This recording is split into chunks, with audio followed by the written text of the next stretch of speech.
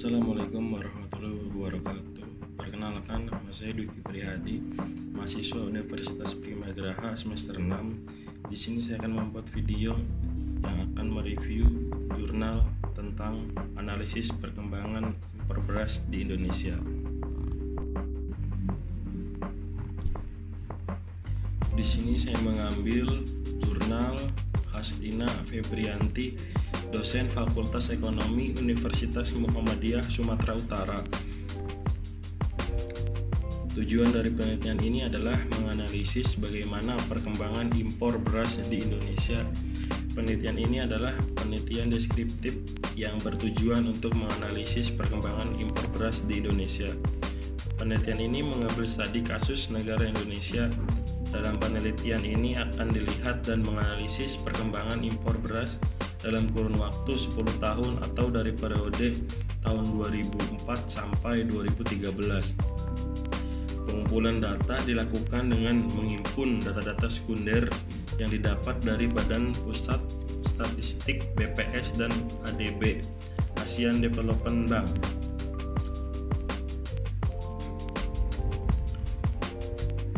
Pendahuluan. Indonesia merupakan negara yang kaya akan sumber daya alam yang tersebar di seluruh wilayah Indonesia. Indonesia juga termasuk negara agraris di mana sebagian besar mata pencaharian penduduknya adalah petani. Sampai sekarang ini sektor pertanian masih memberikan peranan penting dalam perekonomian nasional. Indonesia sebagai negara yang sedang berkembang menghadapi masalah pertanian, khususnya masalah pangan, di mana pada tahun 1984 sampai 1986 Indonesia pernah menjadi swasembada beras, sedangkan sekarang menjadi negara pengimpor beras. Sangat berbanding terbalik. Tahun 2005 Indonesia merupakan negara peringkat ketiga sebagai produsen padi terbesar setelah Cina dan India. Hal ini menunjukkan betapa besarnya hasil padi yang dihasilkan oleh Indonesia pada waktu itu. Indonesia sempat menjadi salah satu negara produsen padi terkemuka di dunia di tahun 2014. Indonesia menjadi produsen beras terbesar di dunia setelah Cina dan India.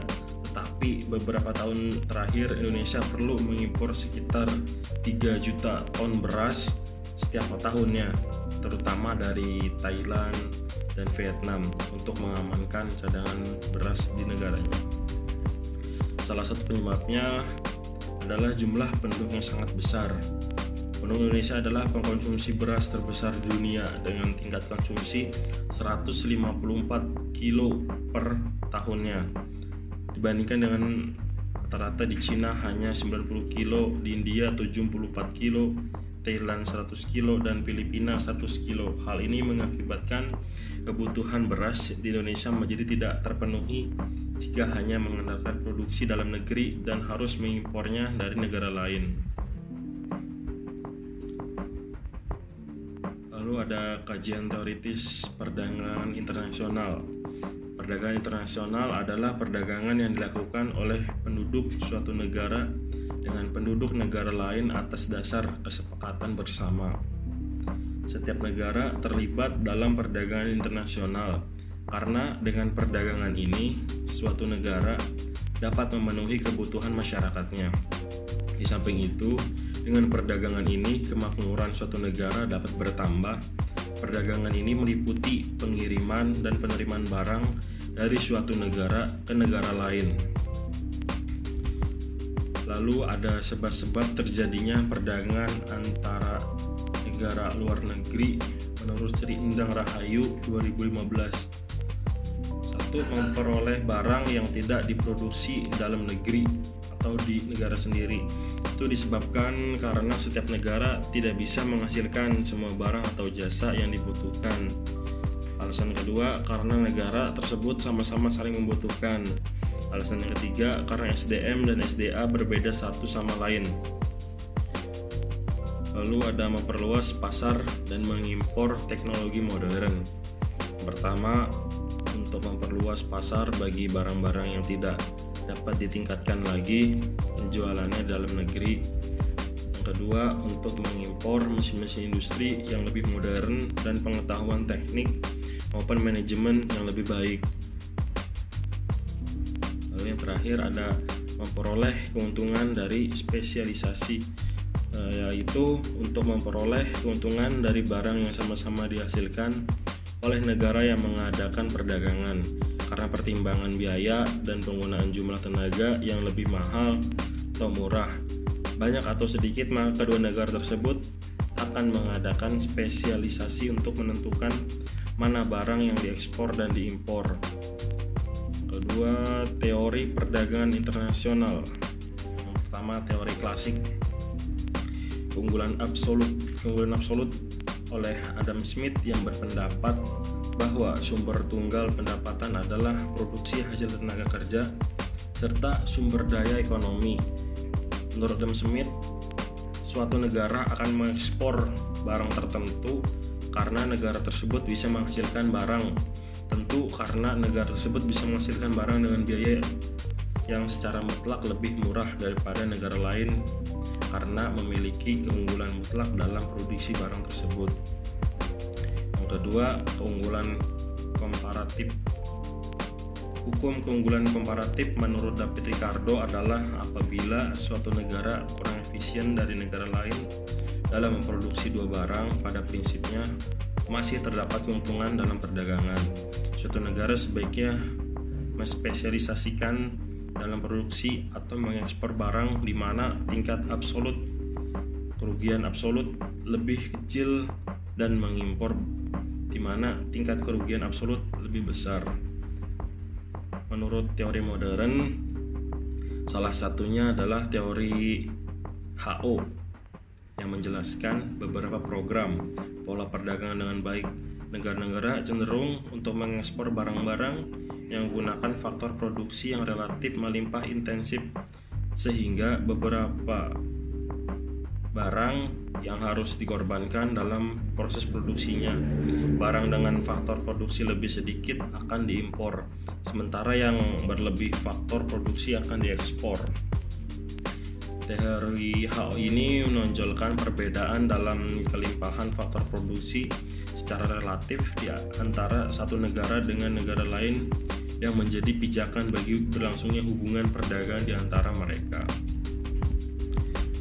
Lalu impor adalah proses transportasi barang atau komoditas dari suatu negara ke negara lain secara legal, umumnya dalam proses perdagangan.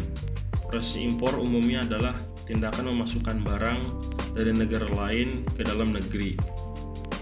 Pada hakikatnya, perdagangan luar negeri timbul karena tidak ada satu negara pun yang dapat menghasilkan semua barang dan jasa untuk memenuhi kebutuhan seluruh penduduknya. Dalam perekonomian terbuka, selain sektor rumah tangga, sektor perusahaan, dan pemerintah, juga ada sektor luar negeri karena penduduk di negara bersangkutan telah melakukan perdagangan dengan negara lain.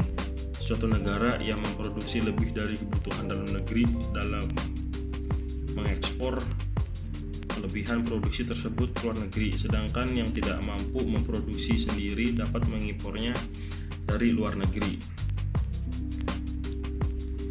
Berdasarkan laporan indikator Indonesia, komposisi impor menurut golongan penggunaan barang ekonomi dapat dibedakan atas 3 kelompok, yaitu 1. Impor barang-barang konsumsi, terutama untuk barang-barang yang belum dapat dihasilkan di dalam negeri atau untuk memenuhi tambahan permintaan yang belum mencakupi dari produksi dalam negeri, yang meliputi makanan dan minuman untuk rumah tangga,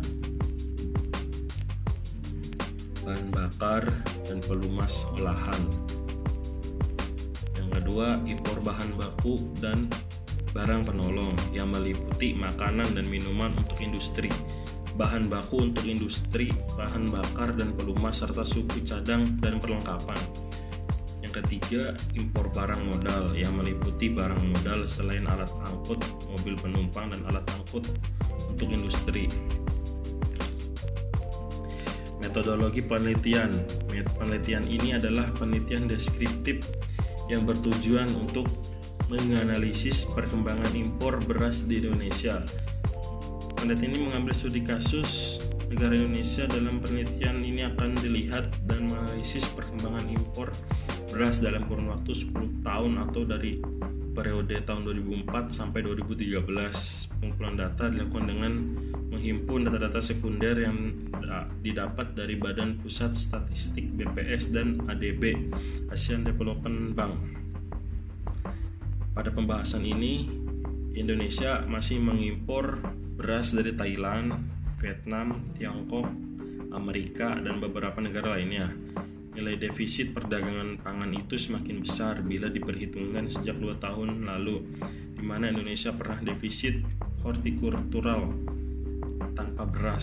Sikap pemerintah yang cenderung mengambil jalan pintas melalui impor untuk memenuhi kebutuhan dalam negeri sebenarnya sangat disayangkan, karena Indonesia mampu bersuambeda pangan mengingat potensi lahan pertanian di Indonesia cukup besar dan subur.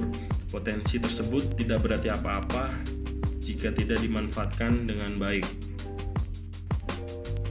Di sini ada tabel 1 impor beras menurut negara asal tahun 2004 sampai 2013 dalam jumlah ton. Jumlah impor keseluruhan mengalami fluktuasi dari periode tahun 2004 sampai 2013. Dari tahun 2004 sampai 2007 impor beras mengalami peningkatan menjadi 1.406.847,6 ton. Kemudian impor beras mengalami penurunan di tahun 2008 dan 2019, yaitu 250.473,1 ton, dan mengalami kenaikan impor beras lagi di tahun 2010. Tingkat impor beras Indonesia yang terbesar adalah pada tahun 2011 sebesar 2.750.476,2 ton. Banyak faktor yang mempengaruhi peningkatan impor beras begitu besar di Indonesia, yaitu jumlah penduduk yang semakin meningkat dan pertumbuhan produksi beras. Pada tabel 2, jumlah penduduk dan pertumbuhan jumlah penduduk Indonesia tahun 2004 sampai 2013. Jika dilihat dari tingkat produksi beras, Indonesia adalah salah satu dari 5 produsen beras terbesar di dunia di tahun 2014 setelah Cina dan India. Dari tahun ke tahun produksi beras mengalami peningkatan. Kenaikan produksi ini diperkirakan terjadi karena peningkatan luas panen. Lalu pada tabel 3 adalah 5 produsen beras terbesar dunia tahun 2014. Yang pertama ada Cina, yang kedua India, yang ketiga Indonesia, yang keempat Bangladesh, dan yang kelima ada Vietnam. Sumbernya dari Paustat, data Desember 2014. Lalu pada tabel 4, produksi beras Indonesia dalam juta ton. Pada tahun 2008 Indonesia memproduksi 60,3 juta ton, dan sampai tahun 2013 mengalami kenaikan, dan pada tahun 2013 Indonesia memproduksi beras sebesar 71,3 juta ton. Selama beberapa dekade Indonesia telah berjuang untuk mencapai swasembada beras, namun hanya berhasil di pertengahan tahun 1980-an dan tahun 2008 sampai 2009. Pada beberapa tahun terakhir Indonesia perlu mengimpor sekitar 3 juta ton beras setiap tahunnya, terutama dari Thailand dan Vietnam, untuk mengamankan cadangan beras negaranya. Kesimpulan yang dapat saya simpulkan yaitu: pertama, impor beras di Indonesia mengalami fluktuasi menurun. Yang kedua, besarnya impor beras di Indonesia disebabkan oleh pertambahan jumlah produk yang dari tahun ke tahun mengalami peningkatan. Yang ketiga, besarnya impor beras di Indonesia juga disebabkan oleh produksi beras meningkat, tetapi tingkat konsumsi lebih besar dibandingkan dengan produksinya. Saran terkait dengan masalah produksi beras nasional, pemerintah harus dengan serius mengelola sektor pertanian, terutama dalam hal produksi padi agar impor beras dapat dikurangi, bahkan kalau mungkin dihentikan. 2. Terkait dengan masalah luas lahan, pemerintah harus mengganti dan menyediakan lahan khusus memproduksi padi untuk mengurangi tingkat impor. Yang ketiga, terkait dengan masalah jumlah penduduk, pemerintah harus lebih benar-benar menggalakkan program KB untuk menurunkan tingkat impor beras. Demikian review yang dapat saya sampaikan. Kurang lebihnya saya mohon maaf. Assalamualaikum warahmatullahi wabarakatuh.